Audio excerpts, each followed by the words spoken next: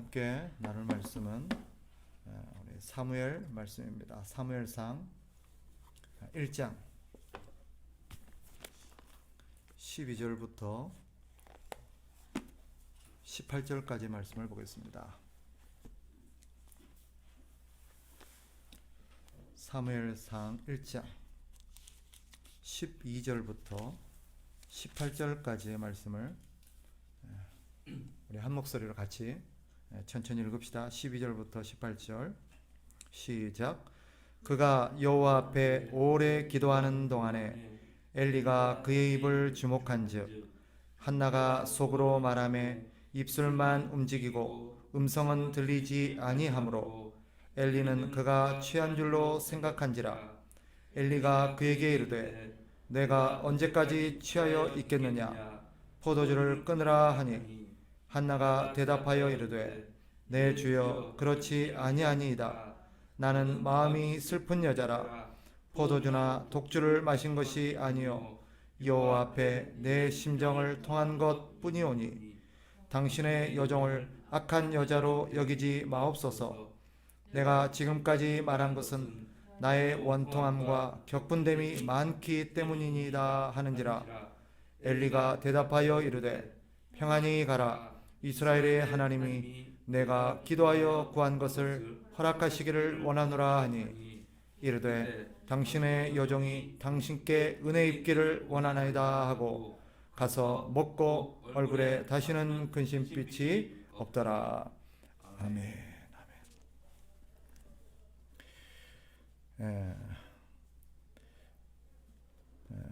한나가 하나님 앞에 왜 그렇게 원통한 마음으로 기도를 하고 있는지 우리는 잘 알죠, 그죠? 지난 시간에 이어서 이런 한나의 기도와 또 그 기도를 바라보는 엘리의 모습을 통해서 우리의 신앙관을 좀 점검해보는 그런 시간을 좀 가졌으면 합니다. 오늘 성경을 보면 한나가 원통한 심정으로 하나님 앞에 기도로 토로하는 모습을 볼 수 있습니다. 그의 기도가 얼마나 사무치고 하나님 앞에 간절했을지 우리가 짐작할 수 있는 대목이죠. 한나는 긴 시간 동안을 기도했다라고 말하죠. 그의 긴 기도는 한나의 마음의 원통함과 이 괴로움이 얼마나 깊은지를 잘 보여줍니다.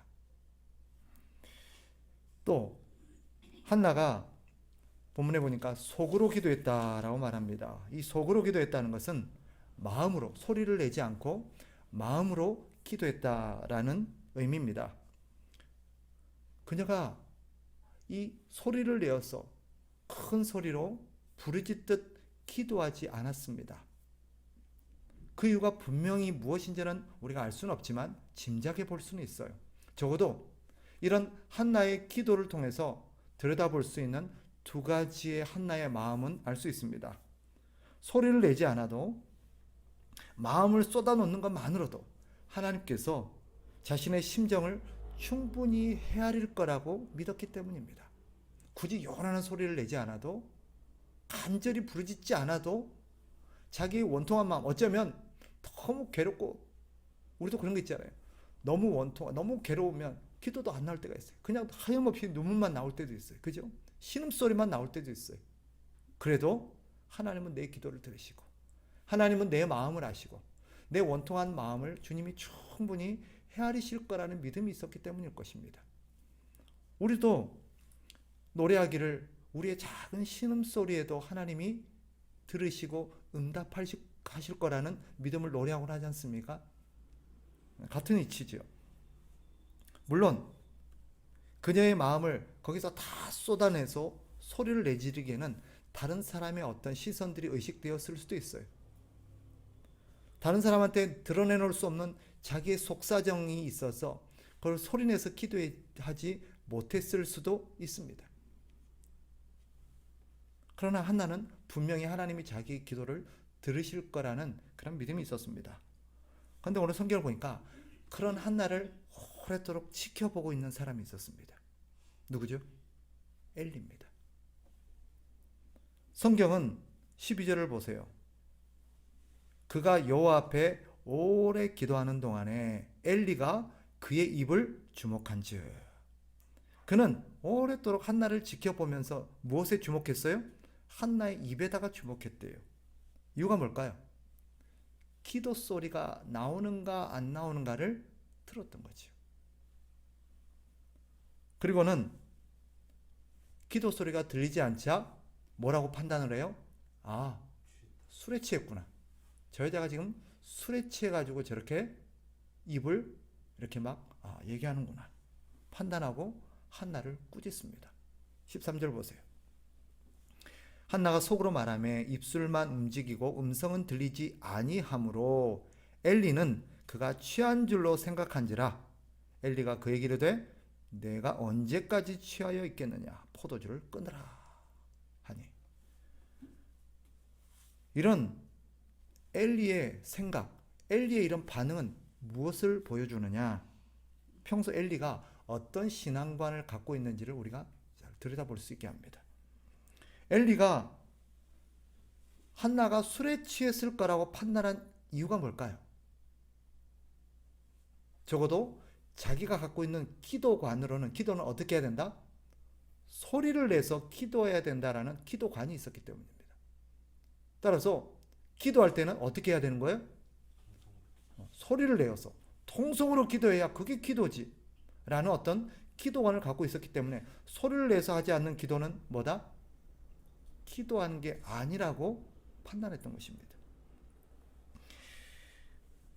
엘리는 이 한나의 기도 형식에만 집중을 하고 신경을 썼지, 그녀가 지금 어떤 마음 상태로 어떤 원통함으로 하나님 앞에 저렇게 엎드리고 있는지는 관심이 없었어요.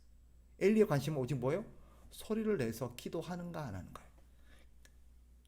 사실 기도뿐이었겠습니까?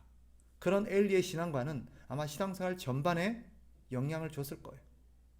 기도 생활뿐만 아니라 뭐 제사 생활은, 또 헌금 생활은, 또 기타 여러 생활은 이래야 할 거라고 자기 나름대로 어떤 신앙관이 있었을 거예요. 엘리가 당시 최고 종교 지도자였던 제사장이라는 점을 우리가 감안해 본다면 다른 사람은 오죽했겠습니까? 그 시대 가장 신앙이 귀하고 또 다른 사람을 가르치고 앞장서서 신앙을 지도하는 사람의 신앙관이 그랬다면 다른 백성들은 볼 것도 없지요. 전부 다 어떤 기도관을 갖고 있었겠어요? 기도는 소리내서 해야 된다. 사실 성경이 이것을 통해서 뭘 말하려는 걸까요? 이런 엘리의 모습을 통해서 우리에게 지금 뭘 보여주려는 걸까요? 그것은 당시 신앙인들이 신앙의 이 겉모습에만 신경을 쓰는 이 형식화된 신앙을 지금 꼬집고 있는 것입니다. 당시 하나님 앞에 어떤 마음이냐, 그들의 마음에는 사람들이 관심이 없고 방식에만 관심이 있는 거예요. 그래서 하나님 앞에 어떤 마음, 하나님 앞에 어떤 동기로, 어떤 목적으로 기도하냐는 별로 중요하지 않고 어떤 방식으로 기도하느냐, 이것이 그들에게서는 중요한 거였습니다. 오늘날이라고 다를까요? 기도의 경우를 생각해 봅시다. 오늘날에도 여전히 이런 어떤 형식화된 기도관을 갖고 있는 사람들이 있어요. 어떤 사람들은 기도할 때는 크게 소리를 내서 기도해야 된다라고 말합니다. 크게 기도할수록, 큰 소리를 쓸수록, 크게 부르짖을수록 하나님이 잘 들으신다, 이런 논리를 펴고도 합니다. 속으로 하는 기도는 힘이 없는 기도요, 믿음이 없는 기도요, 열정이 없는 기도라고 규정하기도 합니다.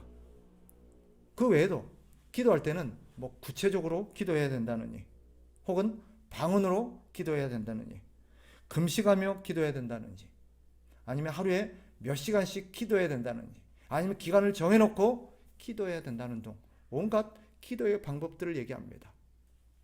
왜 이런 기도의 방법들을 얘기할까요? 그래야 능력 있는 기도고, 그래야 하나님을 잘 들어주시고, 그래야 응답을 잘 받는다는 거죠.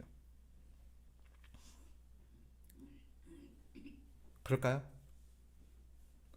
한나가 오래 기도한 까닭이 자기가 그렇게 오래 기도해야 하나님이 잘 들어주실 거라고 생각해서 그랬을까요? 아닙니다. 앞서 말씀드린 것처럼 한나가 그토록 오래 하나님 앞에 기도해야 됐던 이유는 자기의 마음의 원통함이 너무나 깊었기 때문이에요. 하나님 앞에 쏟아내고 싶은 마음이 너무나도 많았기 때문이에요. 그렇게 하나님 앞에 쌓인 그런 원통함과 속상함과 괴로움들이, 고통스러움들이 그렇게 하나님 앞에 긴 기도를 드리게 만든 거지. 오래 기도해야 하나님이 잘 들어주시고, 크게 기도해야 잘 들어주시고, 어떤 기도에 특별히 밥을 굶어가면서 금식하면서 기도해야 하나님이 잘 들어주시기 때문에 그렇게 기도해야 된다는 게 아니에요.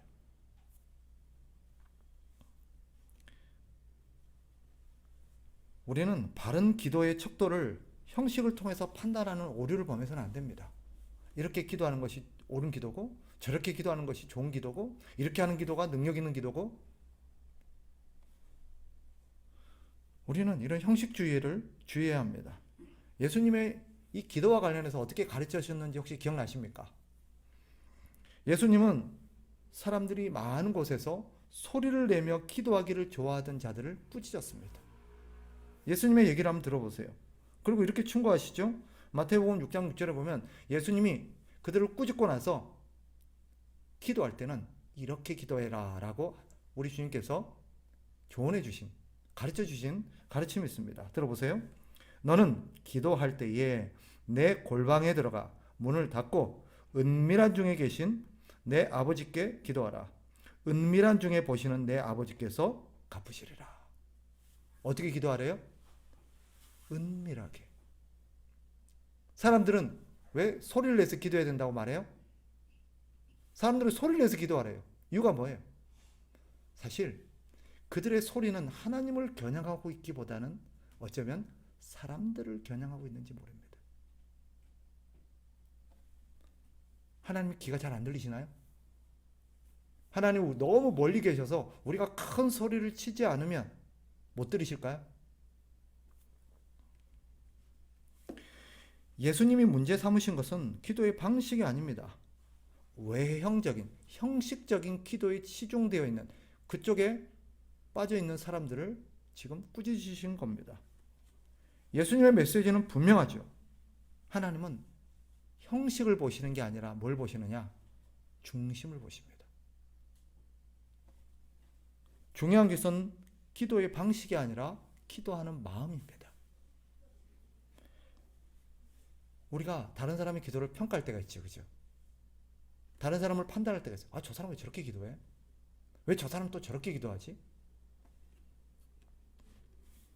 성경에 기도할 때 어떤 방식으로 기도해야 된다라고 딱 규정하고 있는 게 있습니까? 없어요. 기도는 그때그때 상황에 따라 마음에 따라 달라질 수 있습니다.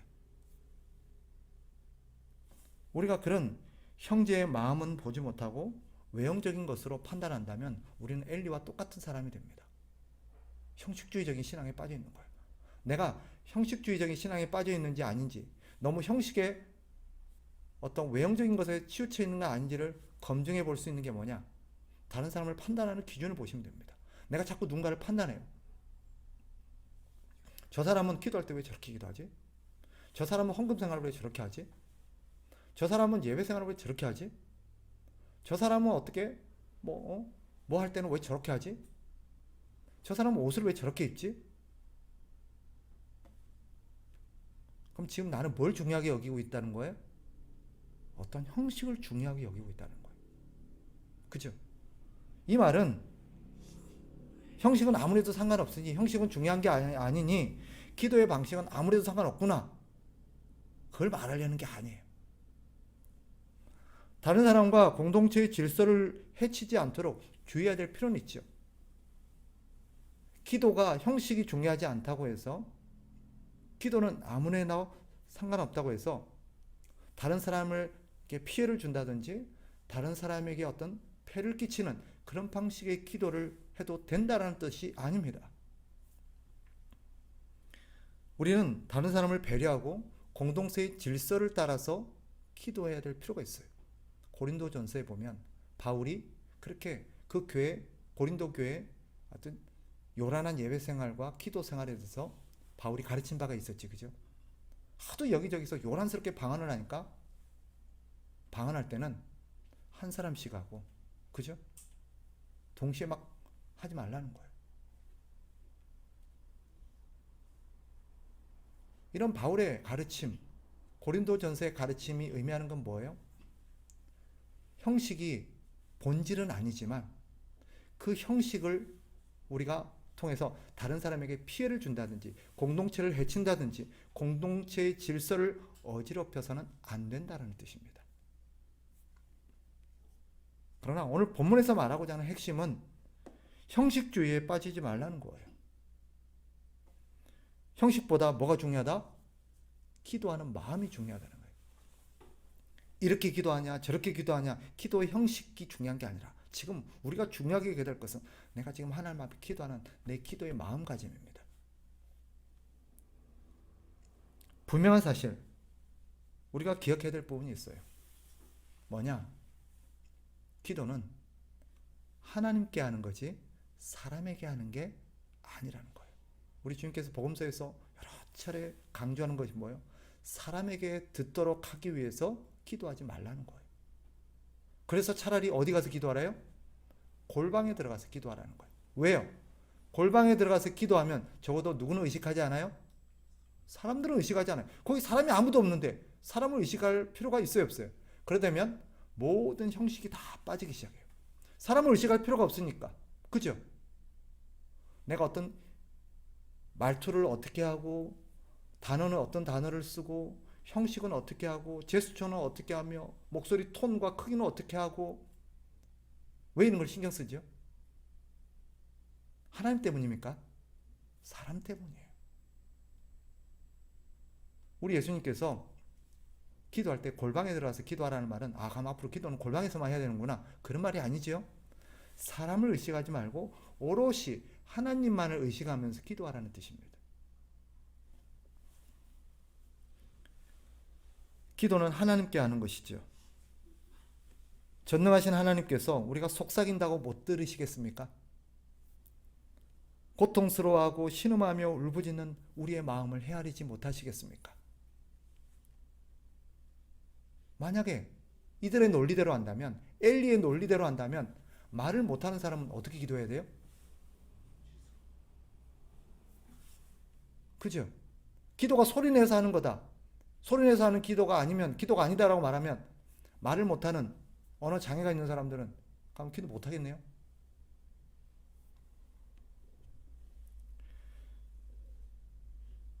중요한 것은 방식이 아니라 형식이 아니라 마음이라는 것을 성경은 우리에게 말합니다. 말씀을 정리하겠습니다. 신자의 경건함은요, 어떤 사람이 경건한 신자냐? 다르게 표현하면 그 사람의 믿음이 바른 믿음이고 참된 믿음이냐 하는 것은 어떤 형식을 통해서 규정할 수 있는 게 아닙니다. 저 사람은 예배 올 때 옷을 굉장히 양복이나 이런 단정하게 입고 항상 보면 정갈하고 점잖고 기도도 많이 하고 헌금도 많이 내고 이런 걸 보니까 믿음이 참 좋은갑다. 물론 그럴 수도 있죠. 하지만 아닐 수도 있습니다. 그 사람의 믿음을 규정하는 것은 그 사람이 갖고 있는 어떤 형식과 그게 아니에요. 뭐예요? 하나님을 향한 우리의 중심입니다. 그러니 우리는 오늘 말씀을 통해서 두 가지를 좀 주의해야 돼요.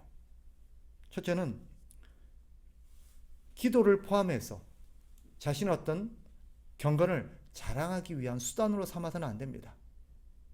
내가 기도를 얼마나 많이 하는지, 내가 기도를 얼마나 잘하는지, 내가 기도를 얼마나 오래 하는지, 내가 얼마나 기도를 금식을 많이 했는지 절대 자랑거리가 아니에요. 이런 기도를 자신의 자랑거리로 삼아서 제가 얼마나 기도 많이 했는데요. 어제 밤새도록 기도했어요. 이런 얘기를 왜 하세요? 그런 얘기를 한다는 것 자체가 뭐예요? 자랑하고 싶다는 거예요. 기도는 누구에게 하는 거라고요? 하나님께 하는 거예요. 생각해 보세요. 어저께 친구 만나서 밤새 토론 막 떠들고 얘기한 걸 가서 얘기하면 내가 어때 친구가 몇 시간 얘기했어. 자랑합니까? 아니잖아요. 그러니 기도뿐만 아니라 꼭 기도만 그런 게 아니라 우리의 신앙 전반이에요. 내가 헌금을 얼마나 하든, 내가 새벽 기도를 얼마나 많이 하든, 내가 봉사를 얼마나 많이 하든, 전도를 얼마나 많이 하든 그것을 우리의 자랑거리로 삼으시면 안 됩니다. 우리의 경건의 목적은 자랑하기 위함이 아니라 뭐예요?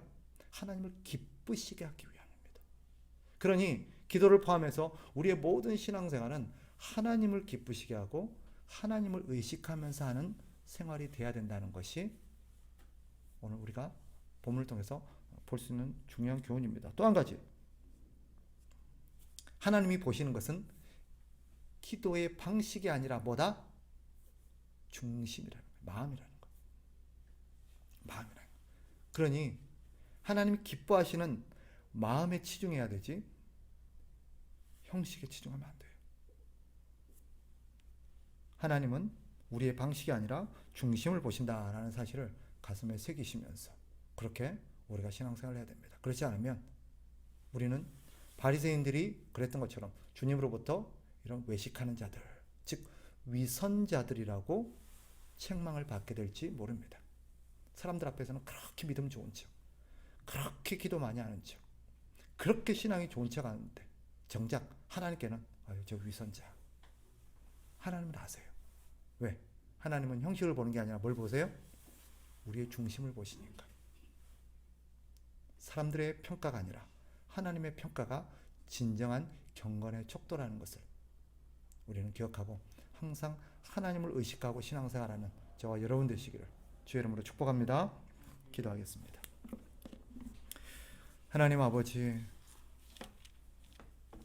오늘 한나의 기도하는 모습을 바라보는 엘리의 모습 속에서 우리의 모습을 바라봅니다. 하나님 아버지요, 우리 역시 형식주의에 사로잡혀서 특정한 우리가 생각하는 형식에 갇혀서 그 형식 안에 다른 사람을 가두고 다른 사람들이 우리의 형식을 벗어나면 비난하고 손가락질하고 그들을 정죄하고 그러진 않았는지요. 우리 역시 엘리와 똑같은 형식주의에 사로잡힌 신앙인이 될까 두렵습니다. 하나님이 보시는 것은 방식이나 형식이 아니라 우리의 중심이라는 것을 다시 한번 기억하고 사람들을 의식하거나 사람들에게 자랑하기 위함이 아니라 하나님을 기쁘시게 하기 위한 신앙이 되게 하시고 또 형식이나 방식에 치중되는 것이 아니라 우리의 중심을 보시는 하나님을 생각하며 마음에 더 우리가 힘쓰는 우리 신앙인들 다 되도록 우리 성도들 다 되도록 주여 도와 주시옵소서. 예수 그리스도 이름으로 기도하옵나이다. 아멘.